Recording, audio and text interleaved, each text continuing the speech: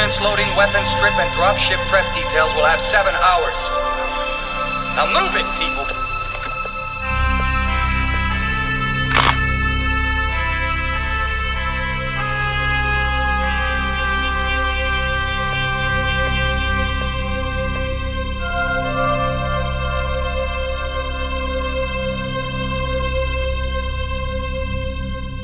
Welcome back. Today, still on the aliens theme, we've got a Terry English Hudson Armour. It's a beautiful piece of work, this, by Terry, all hand beaten, all made by hand by him. It's got Terry English mark there, which is really nice, kind of little medieval shield with his T in there. Made exactly like the original one for the movie, which is great. Also, we got the 2 shin guards made by Terry. Really nice, all hand beaten, beautiful things. And a little bit overzealous with the washing over everything, so I'm just going to strip it back, pull a few highlights out, and add a little bit more real world to it. I found when I did this that the best thing to strip off the weathering without affecting the paint underneath was terps, odorless turpentine. So yeah, here we go. So what I'm trying to do is just take away this really heavy darkness around here. I'm going to be reapplying a lot of stuff back in here and doing these chips a little different. So I'm just going to rub that just to try and strip off most of that darkness from there, without obviously taking the paint off.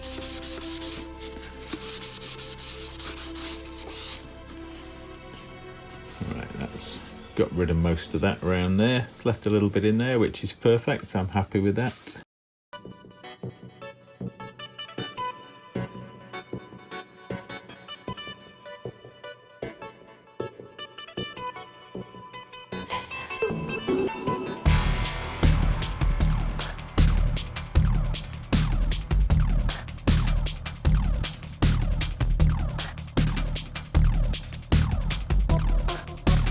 So we've had a bit of a clean up now. Everything's looking a bit less grey all over. Now what I'm going to do is try and pick out a few of these little scratch marks and try and bring them together to make them look like a bit of a gouge and a bit of wear. I'll also be going through a couple of different layers of paint and separating the paint. It'll just change the colour of the paint a little bit, make it look a little bit more real around the scratch. So I'll do this one here. Just got to find the right angle on that radius for this little, not a sharp blade, but it's just a penknife. I'm just going to shave through the paint till I get to the aluminium underneath.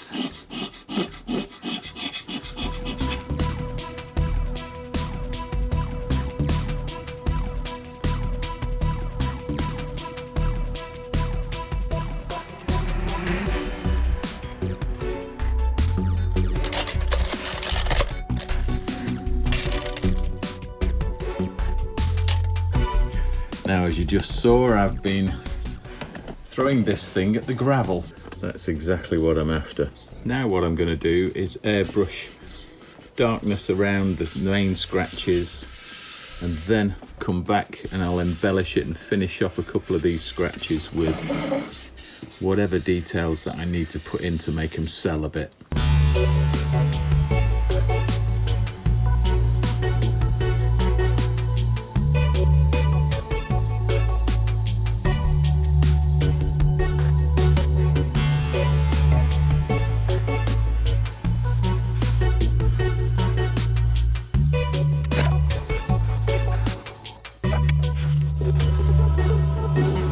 Here it is after a fair bit of airbrush work, just to bring a little bit of contrast to each one of these little scratches.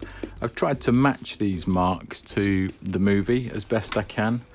So all these little rivets that were green have been scratched up again and made silver because that's how they look on film.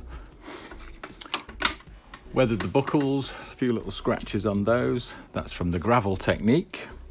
Big fan of that if you've got armour and stuff and you want it to look that very, very used look.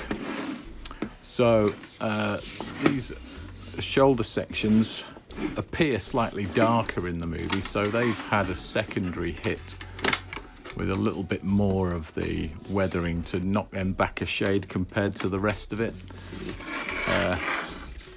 All the other areas are looking really nice. On the back,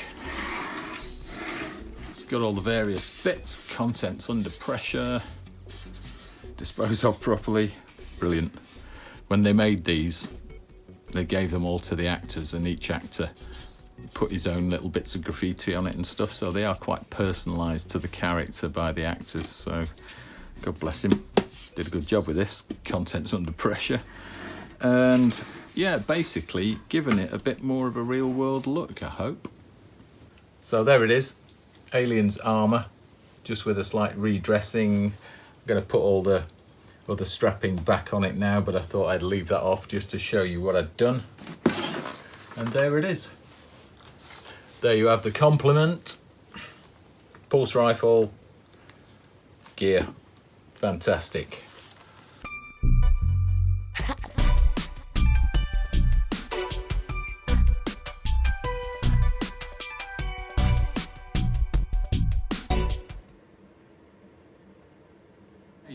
Back on the Aliens theme, I've been doing a few little tweaks and little structural reinforcements to a few gadgets made by Caramacs prop shop.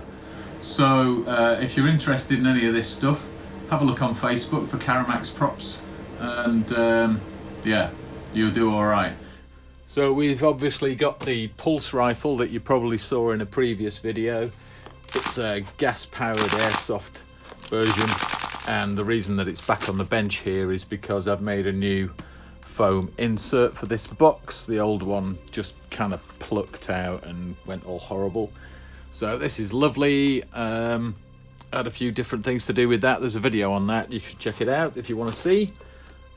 For the new stuff, we've got this, which is a shoulder light from the Aliens armour. Goes on the back of the armour and pops over the shoulder. This originally had a power source that came out via a wire here to a battery pack. I've taken it apart and fitted a 12-volt power pack in the back here that's rechargeable from the bottom. Turn the battery on. Then obviously you've got the switch on the side here, which turns on the torch. Now, when it came to me, these were all level, so I've made extensions in here and extended the rods to give that the correct spacing on the top. Just a little thing, but that is now autonomous and you don't need to have it wired into a battery pack on the back of your armour.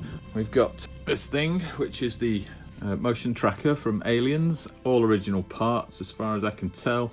It's got the proper slide viewer on the side, and this one switches on via the top here. There's a number of settings on the bottom here, and this one has actual sensors in this front housing to detect motion. So in theory, it should work. Really nice piece of kit, this. I've done a few embellishments, done the chipping and a few bits. Comes the logo. There's a small screen in the back of there. The original lens is from the slide viewer on it. Really nice. Basically what I did to this was reinforce the junction of this viewer into the main housing, just to make it more sturdy and less wobbly. But that was kind of the only thing that I did with this. A couple of other tiny bits, but nothing major. It's a lovely prop, that one. Also in the background we've got a Hudson helmet, which is an original M1 helmet. It's got a reticule fitted in there, which is accurate. I've done a little bit of work remodelling the back of this to make it spring activated rather than elastic bands. So that now pops out and illuminates in a blue colour. It's actually got a microphone in here which can send Bluetooth to a receiver, and the camera also had the same wireless connection, but we decided not to go with that because it's pretty pointless. You don't really need to see it unless someone else is looking through the viewfinder. So all this stuff's made by Terry English. It's beautiful. Really nice job. I think refitted by Caramacs to have the reticule in it, and I've basically just changed the design of that head-up display area. And that is it. So if you want to see what I did to these and what they looked like before I started doing what I did, keep watching. Okay, here we have an Aliens helmet, original M1 helmet. There's a rise on the inside of here, and what I'm aiming to do now is weather this edge a little bit so it looks like this cover has been on here for a while. And how I'm going to do that is with a craft knife. Seems a bit harsh, slicey slice. Not going to do that. I'm going to shave that just along the edge. It'll lighten up the area where that ridge is pressing onto the fabric, and it'll look like a wear line where the helmet's been put down and picked up. It's subtle, but it makes a big difference. Same on the edges around the front here, except I've gone in a little harder to cut through to the main bit of aluminium helmet underneath, because there's a silver spot showing on the movie there. All these are going to be slightly darkened with airbrushing soon. I've given the helmet band a little bit of a spray with car paint. Just a bit of matte black car paint does the business on that. So now I'm just going around and scuffing up areas that I want to be a little bit more used. Come on. Use a little bit of sandpaper just to take the surface off that a fraction. Okay, we're getting there. Let's get this peak a little bit more thrashed. Move this band out of the way.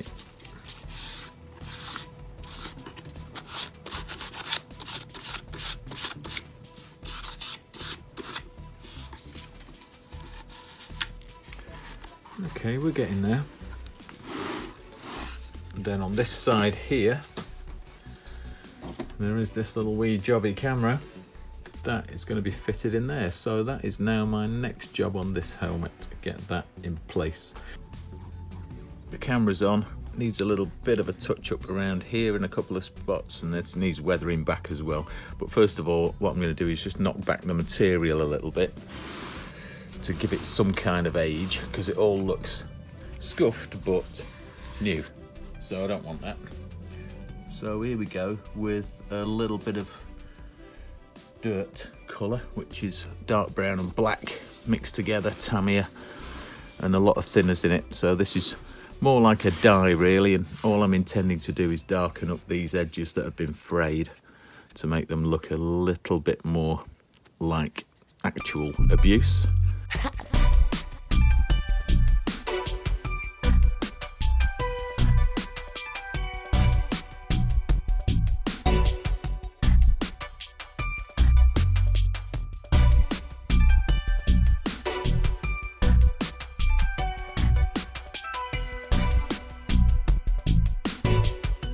Right, so we've got a light pass with some dirt in there. Now what I'm going to do is go back on this line at the front here with 800 grit, and that'll pop a couple of highlights back in where that edge is, make it look a little bit more worn.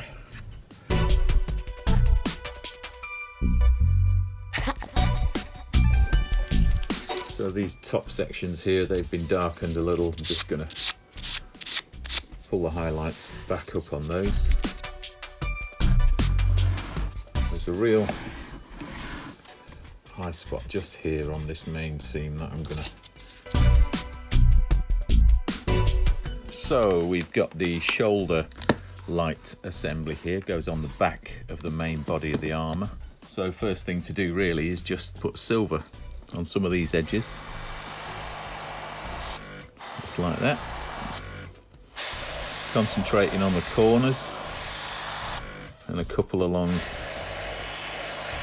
where it's going to be scuffed.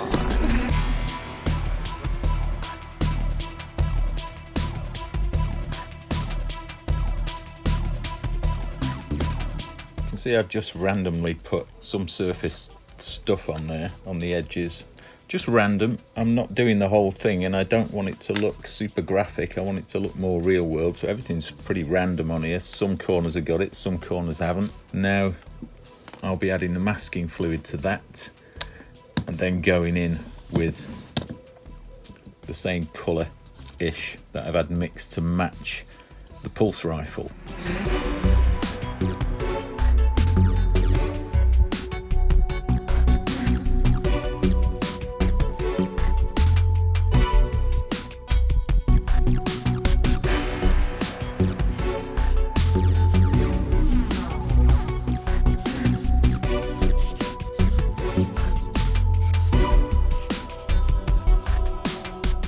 I think I don't need any more silver because there's going to be weathering with a black reveal as well to match the pulse rifle. But on the original motion tracker, a lot of the green paint is missing, and it reveals the red underneath that you can just see here from the original tool. So I'm looking for areas of where I'm going to go for a bit just here, because that's where your finger kind of goes. So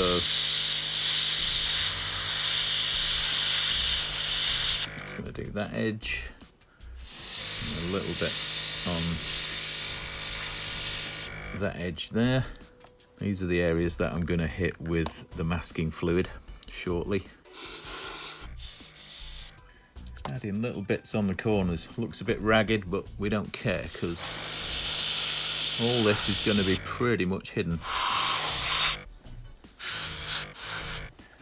So we're going to let that cure off now, and then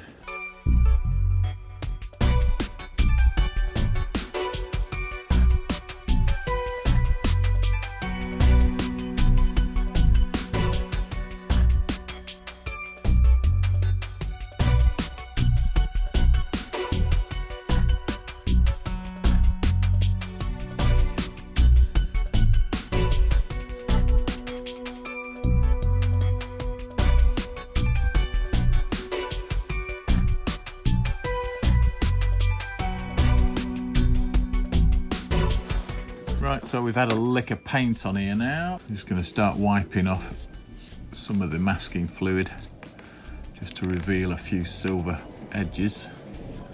I'm going to embellish these a little bit by a bit of freehand silvering at some point later.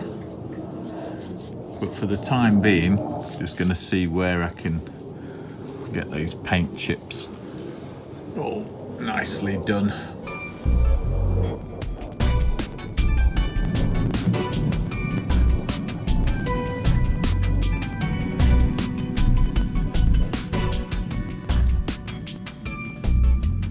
This is just the start of the weathering process, just to give myself some nice chips to work from on the corners and the edges.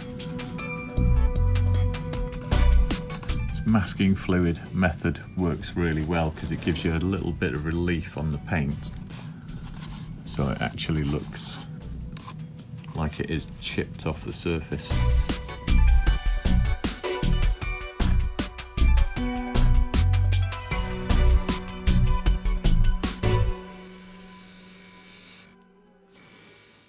Alright, sweethearts, what are you waiting for?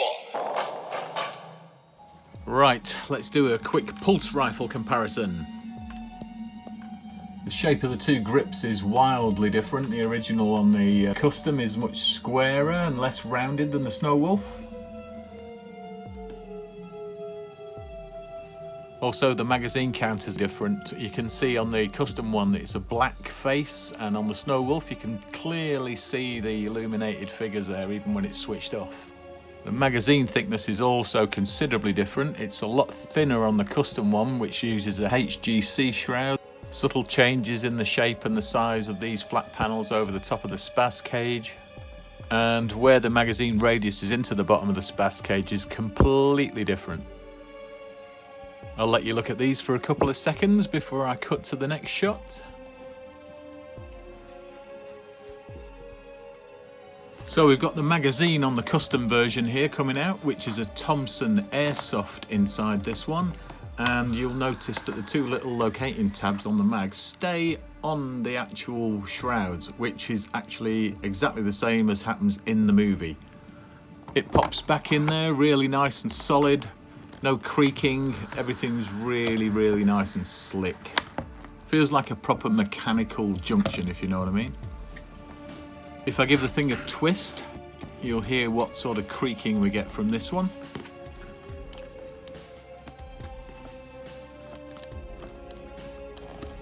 Not a lot.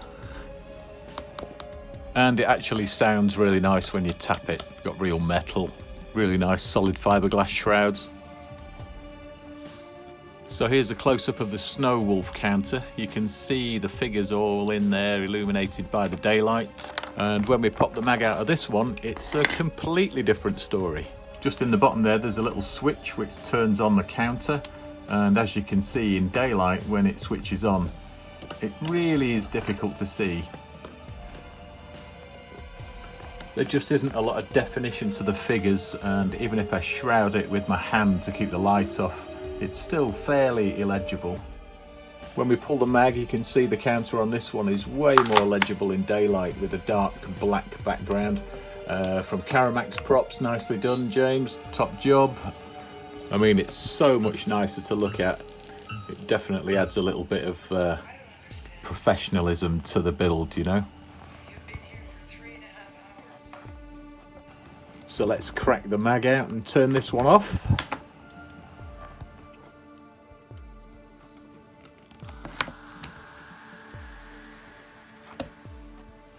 Right, let's check out the muzzles.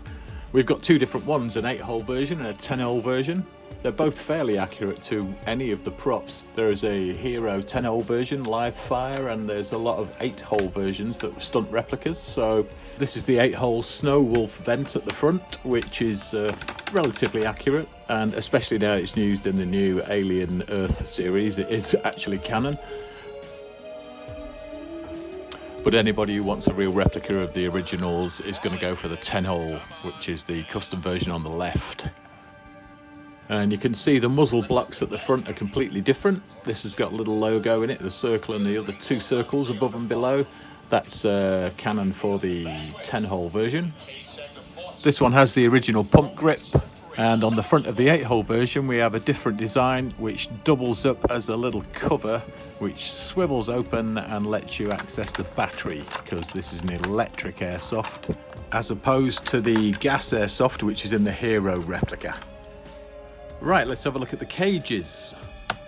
Yes, it's plastic fantastic for the Snow Wolf, with that lovely plasticky sound.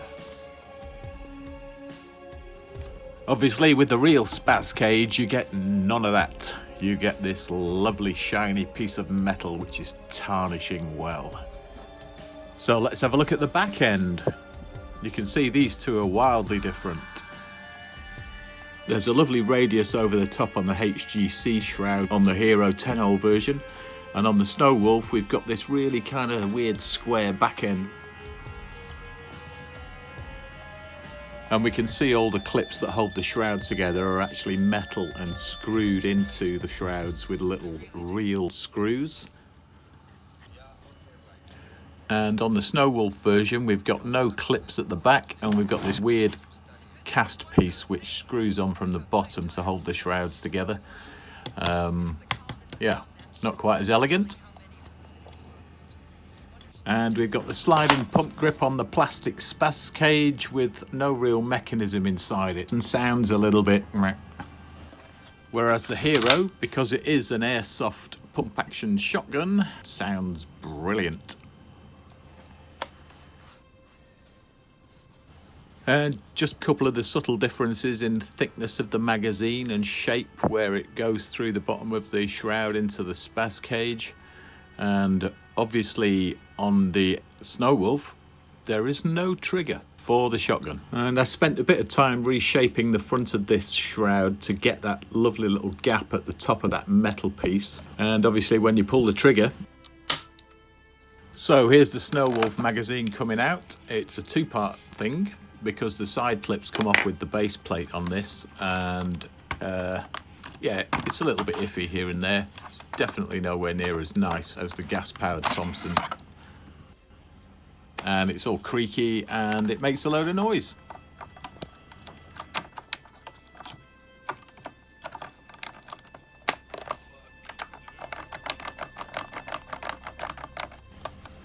Whereas the custom magazine slots tight in there, there's no creaking, and it feels like it's real. And here's a quick view along the bottom of the spaz cage and the shotgun assemblies where you load the cartridges.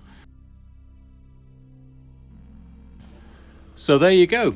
There's a few differences between the Snow Wolf and the full airsoft replica using real parts. There's a considerable difference when you pick them up and hold them, but visually they both look really cool, don't they?